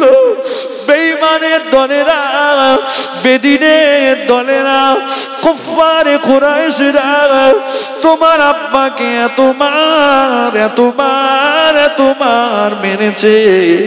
তোমার আব্বা জানে নূরের বদনটা রক্তে লাল হয়ে গিয়েছে মা। তোমার আব্বা জানে নূরের বদনটা খুন আর খুন হয়ে গিয়েছে মা। আম্মা জান খাদিজাতুল কুবরা রাদিয়াল্লাহু তাআলা আনহা তড়িঘড়ি আগিয়ে গেলে দয়া নবীকে ধরাধরি করে বাড়িতে নিয়ে আসলে আম্মা জান শাড়ির আঁচলটা দিয়ে দয়ার নবীর গায়ের খুন মোবারক গুলো মুছে দিচ্ছে। আম্মা জানের লক্ষ্য পড়ে গেল আল্লাহ নবীর নূরের বদনে পাথরের টুকরা ঢুকে আছে।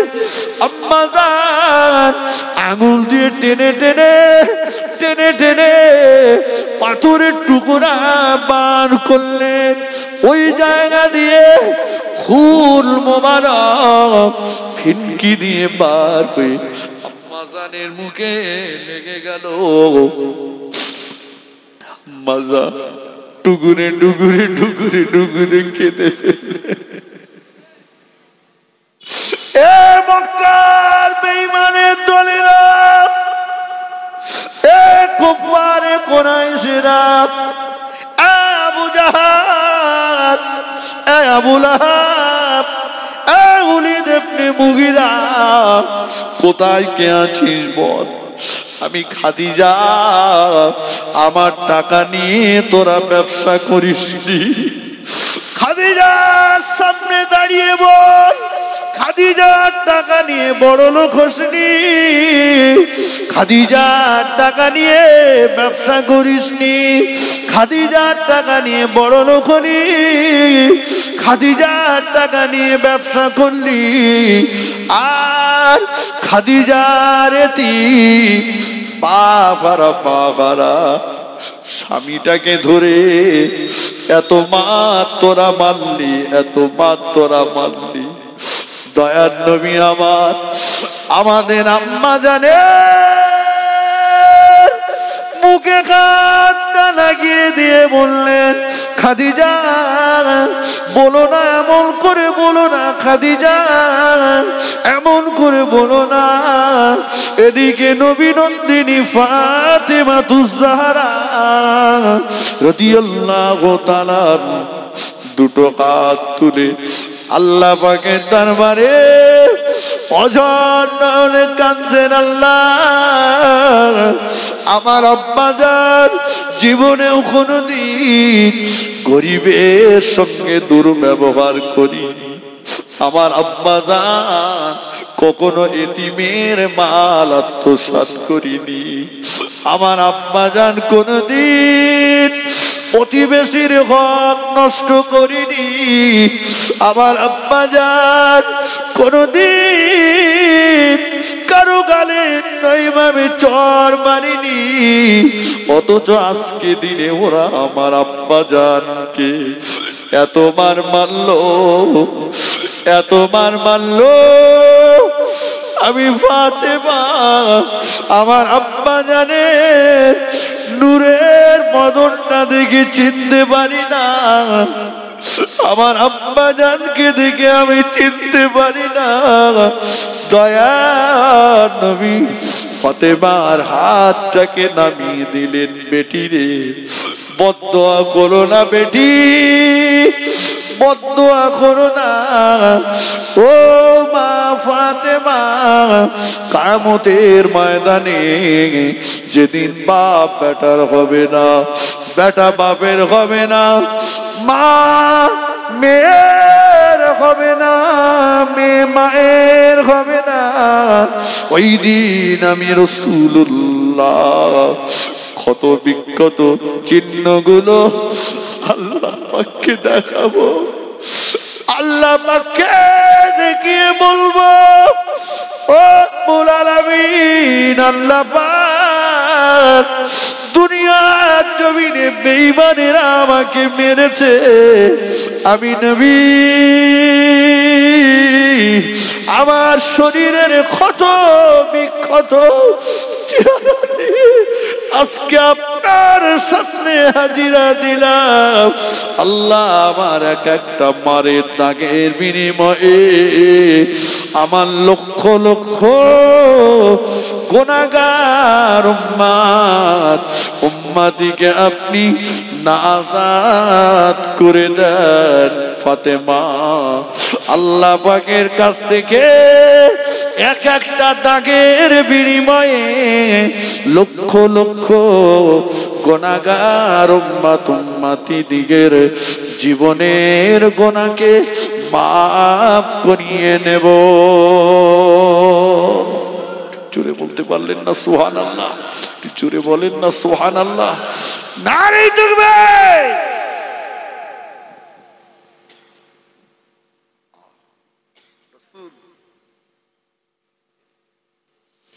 মার খেয়েছে, মারের আঘাতের দাগগুলো রাসূলুল্লাহ উম্মতের নাসাতের জন্য ব্যবহার করবেন। ভেবেছেন একবার? আল্লাহ রাসূল বললেন, হায়াতি খায়রুল লাকুম ওয়া মামাতি খায়রুল লাকুম, আমার দুনিয়ায় বেঁচে থাকাটা কল্যাণ, আমার ইন্তেকালের পরের জীবনটাও কল্যাণ। সাহাবীরা বললেন, ইয়া রাসূলুল্লাহ, ইন্তেকালের পরের জীবন কল্যাণ, এটা তো ভালো বুঝলাম না।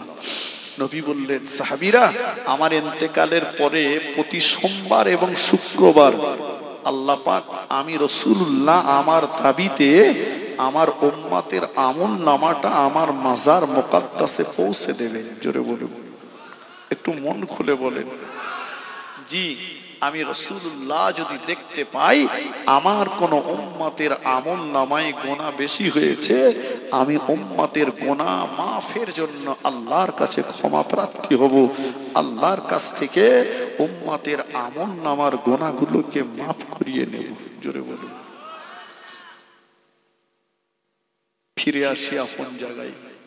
তাহলে নবী সব ছেড়েছেন আমাদের জন্য, তাই তো নাকি? কিয়ামতেও আমাদের চিন্তায় চিন্তিত থাকবেন। সেই নবীর জন্য আমরা ছাড়তে পারলাম না কেন বলেন তো? এর উদ্দেশ্য একটাই, এর কারণ একটাই, আমরা ভেবে নিয়েছি এটাই যে আমরা যা কিছু পেয়েছি সব আমার। ঠিক কিনা বলেন? যদি জিজ্ঞাসা করা হয় ব্যবসা কার? আমার। দোকান কার? আমার। জলকর কার? আমার। বাড়ি কার? আমার। ছেলে মেয়ে কার? আমার। জমি 10 বিঘা আছে কার? আমার। ভাই এটা না বলে যদি আমি এটা বলি যে বাড়ি কার, এর মূল মালিক হচ্ছেন আল্লাহ, আমি ভোগ দখলদার। বোঝা যাচ্ছে কথা? দোকানকার মূল মালিক হচ্ছে আল্লাহ, আমি ভোগ দখলদার। জমি মূল মালিক আল্লাহ, আমি ভোগ দখলদার। সন্তান মূল মালিক আল্লাহ, আমি ভোগ দখলদার। জি, যখনই এটা আমি ভাববো আর আমার অন্তরে এটাকে জায়গা দিতে পারবো, তখন কিন্তু দুতলায় খাটে শুয়ে থাকলেও যেই মসজিদে আজান হবে সেই এটাও মনে এসে যাবে যে বাড়িতে শুয়ে আছি এ বাড়ির মূল মালিক তো আমি না, মূল মালিক তো আল্লাহ, আমি তো ভোগ দখল করছি। আজান যখন হয়েছে আমাকে নামাজে যেতে হবে, আল্লাহর ঘরে হাজিরা দিতে হবে। যদি না যাই আল্লাহ ইচ্ছা করলে এই বাড়ি থেকে আমাকে নামিয়ে দিতে পারেন, পারে না? পারে না? আল্লাহ ইচ্ছা করলে যে কোনো মুহূর্তে ঘর থেকে নামিয়ে খাটিয়ার প্যাসেঞ্জার বানিয়ে দেবে। দেখুন হসপিটাল গুলোতে চলে যান, দেখবেন কত মানুষ সুখ আর আরামের বিছানা ছেড়ে হসপিটালের বেডে শুয়ে কাতরাচ্ছে। দোকান জমি দিয়েছেন আল্লাহ, মূল মালিক তিনি, আমি ভোগ দখল করছি। যেই এটা অন্তরে জায়গা পাবে সেই আজান হলে শত খরিদ্দার থাকলেও বলবো এখন আর মাল হবে না, কারণ এ দোকানের মালিক না আমি না, এ মালিক আল্লাহ, আমাকে আল্লাহ ভোগ দখল করতে দিয়েছে। যদি আমি না যাই আল্লাহ দোকান কেড়ে নেবে আমার থেকে, অতএব আগে নামাজ পড়বো তারপরে মাল দেবো। হাজী সাহেবরা দেখেছেন মক্কা মদিনার জমিনে আজান হয়ে গেলে বেচাকেনা বন্ধ। আর আমাদের আজান হয়েছে, জামাতের সময় হয়েছে, খরিদ্দারের চাপও বেড়েছে। ও বলে এই কটা লোক ছেড়ে দিয়ে গেলে আর পাবো না, নামাজ যাই